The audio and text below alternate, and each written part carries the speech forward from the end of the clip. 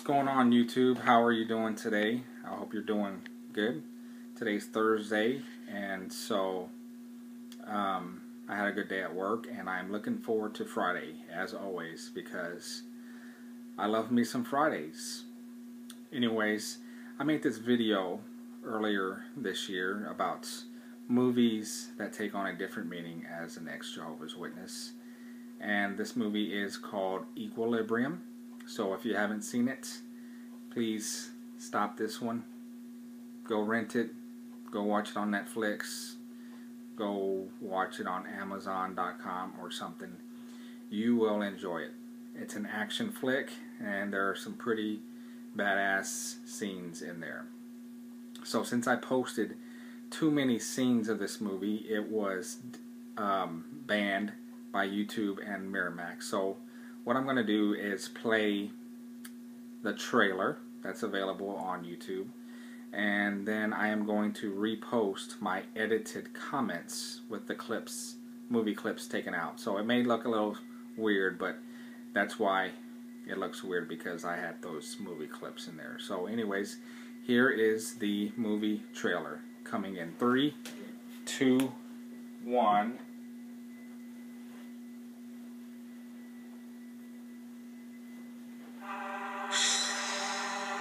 The cleric is the final line of defense. If the resistance compromises it, we are doomed.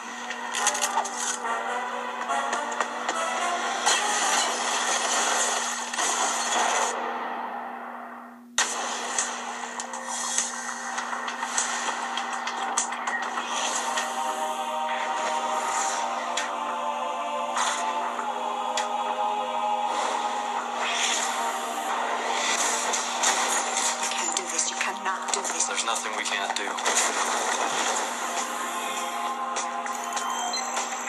It's real.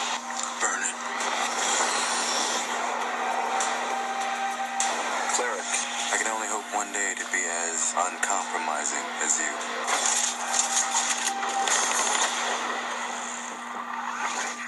You're a family man. Yes, sir, a boy and a girl. Don't move! Don't move! This is a lawful entry. We have a warrant for your wife's arrest. Remember me.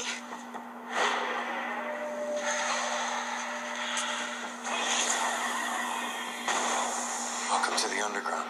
Do you know why you came? Yes. They trained you your whole life to fight these kind of odds. What can I do?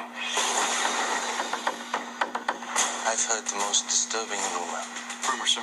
A rumor maintaining that one of the cleric is actually attempting to contact the resistance. Then you know what I'm gonna do now.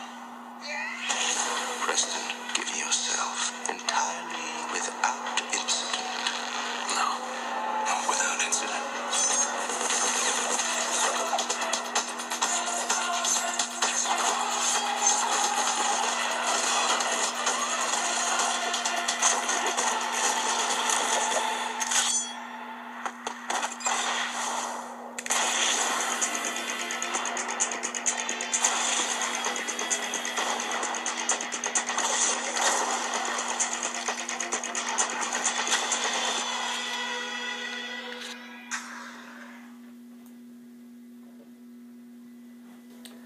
So this clip here, I don't want to give the movie away too much, but they live in a world that's devoid of human feeling, human senses.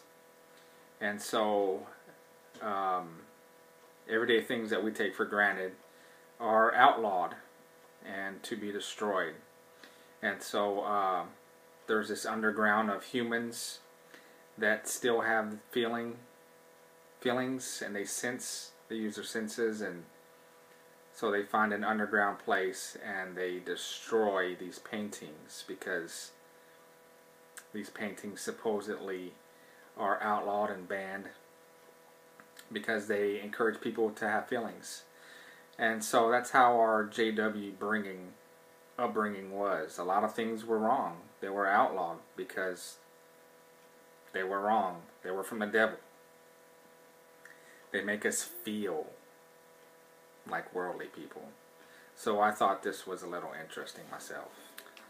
So that clip was about one of these policemen, you could say. He kept some of the evidence for himself, which was outlawed. And his partner, by the name of Preston, I guess he noticed that he took it and asked him. He called him out.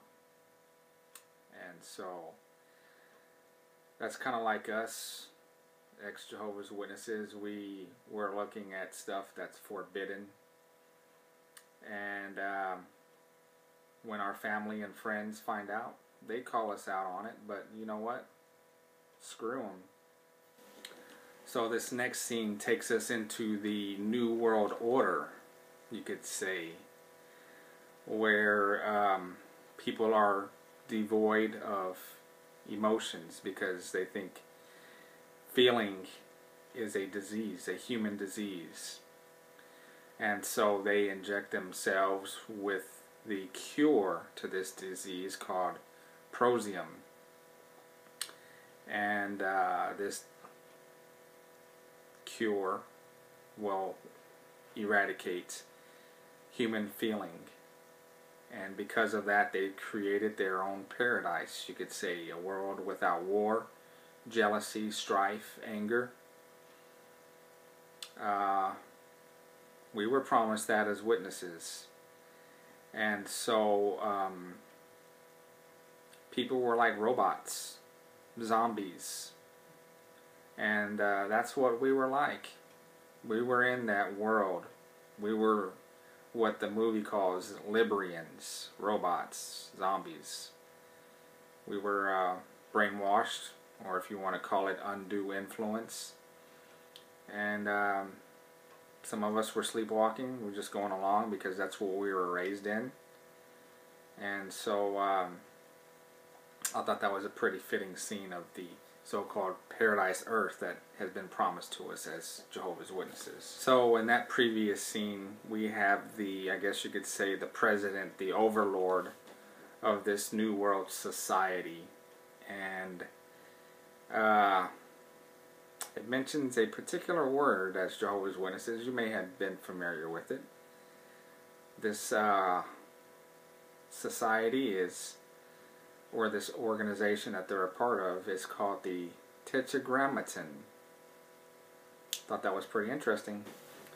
So in that scene, he has a meeting with the president or overlord of this society, and he calls him out because he's got a suspicion that he has feelings.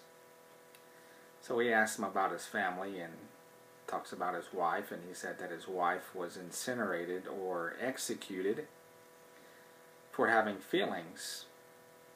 And he said, how did you feel about that? And he said, I don't know what you're talking about. I had no feelings.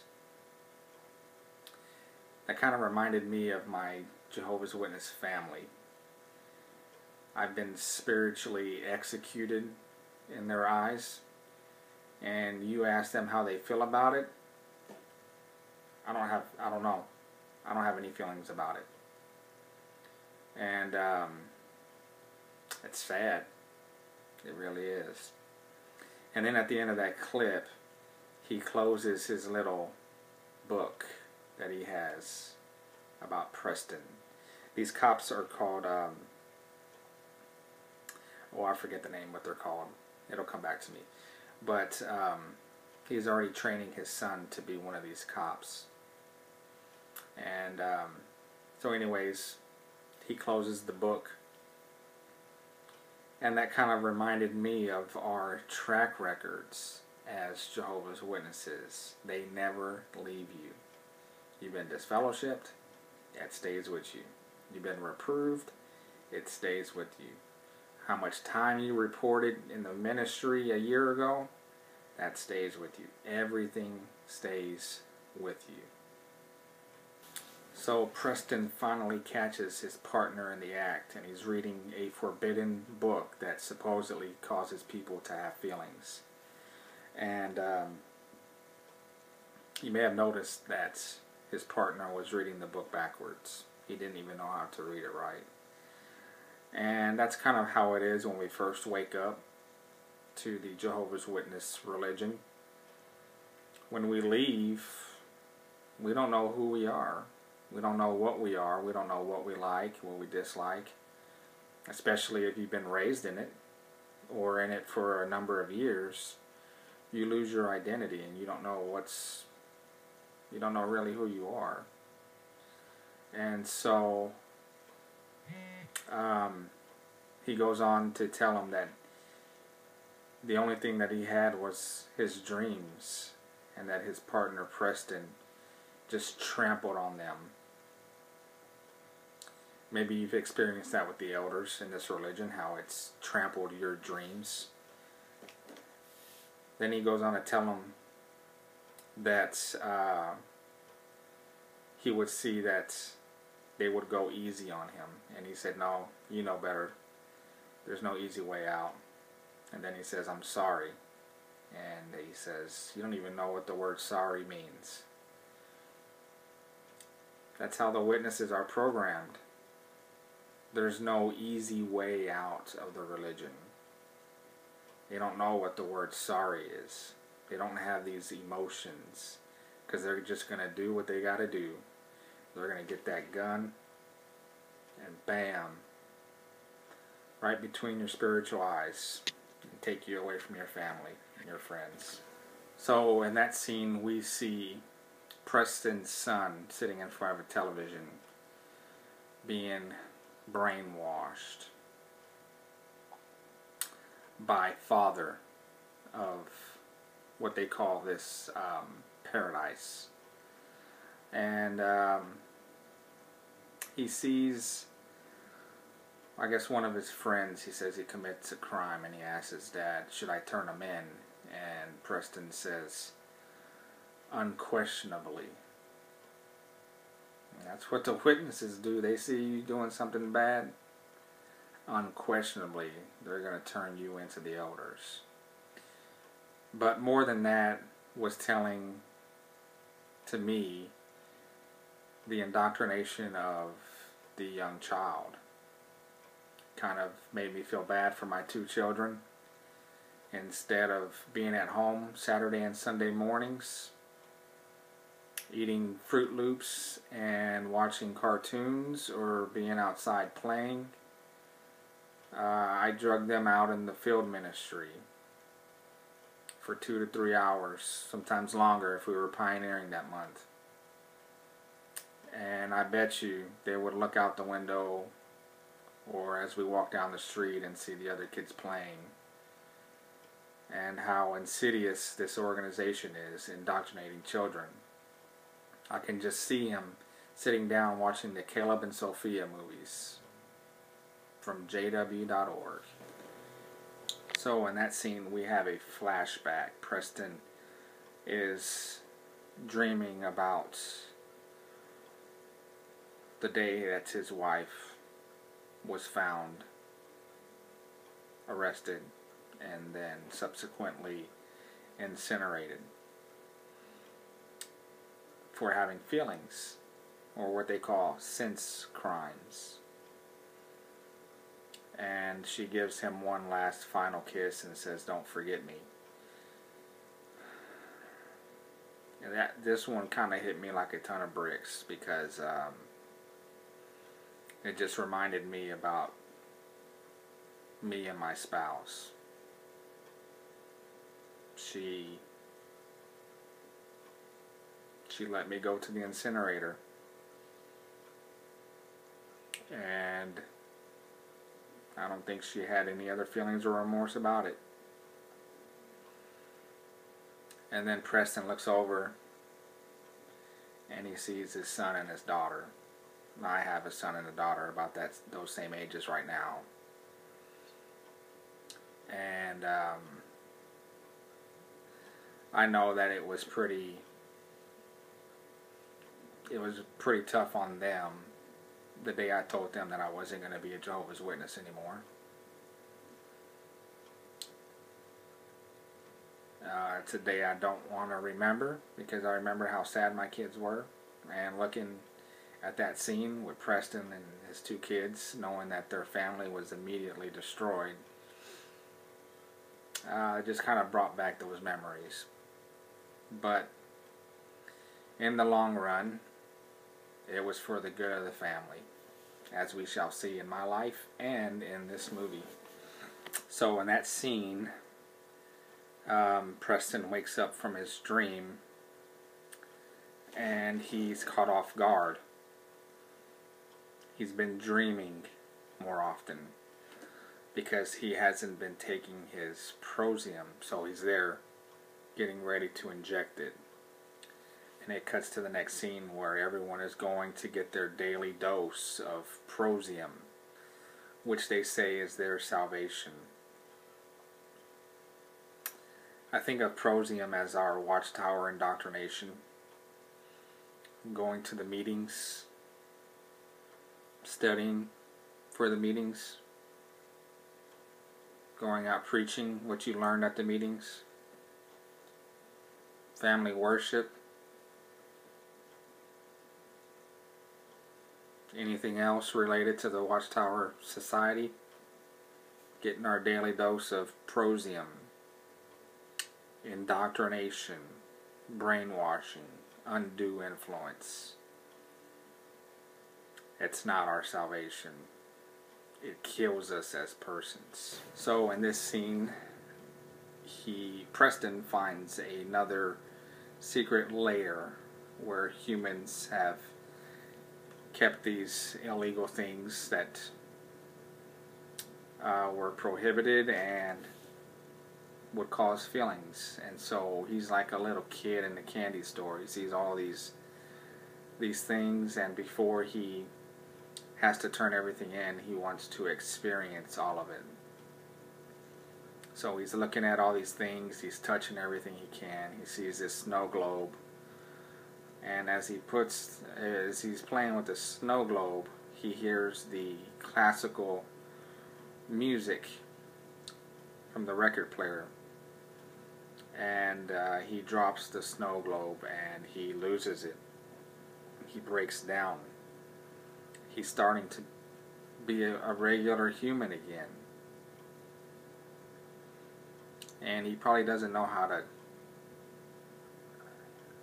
process all the feelings that he has.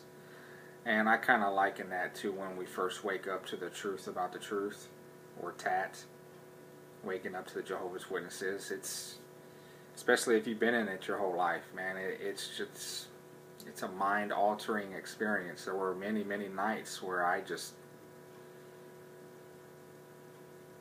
lost it. And I wept. And I wept the whole night because I couldn't believe I spent my entire life on a lie and a cult. So maybe you felt that way too when you woke up to the truth about the truth. Alright, so in this scene here, we see that Preston is starting to develop feelings and a conscience. He's questioning the system. And the president or the overlord tells him it's not about the message, it's about obedience to the message. It's about faith. I assume you have that. And reluctantly he says yes. Sounds pretty familiar, doesn't it? Do you believe in the governing body? It's not about what the Bible says. It's your faith in the 7 men in New York City. So in this scene here, Preston is caught harboring a outlawed or banned puppy. Now, if you've seen the movie, you know how sad it was just before this scene, but apparently they're not allowed to have pets because pets cause you to have feelings. And so now we have his own brethren, his own brothers, fellow policemen, fellow clerics, spying on him. and his privacy. That may have happened to you. That certainly happened to me. The elders spied on me over the internet, printed off my apostate quotes and posts and comments, and they handed that to me and my judicial committee. But other than that, this is a pretty badass another scene, action scene in the movie. So in this scene here, Preston has now joined the dark side. He's a human with feelings now, and they're asking for his help in destroying or killing Father. And they've got the master plan on how to do that, and they need his help. It's a war. And he asked them something to the effect of, "Can you help us?" And he said yes. So we got a war against the Watchtower. We got family and friends that are trapped inside, and we want to help them. It's a war. It's a war for their minds. Can you do that? Can you help out? Do you want to?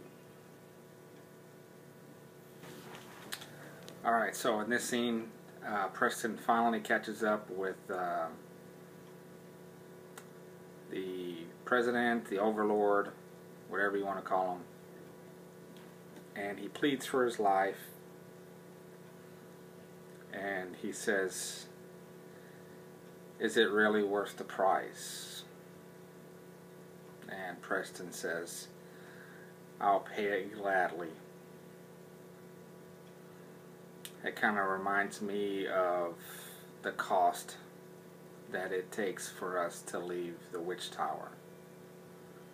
Some of us may not have many friends or family, and the cost isn't that big. Some of us have a lot of friends and a lot of family that will shun us when we leave.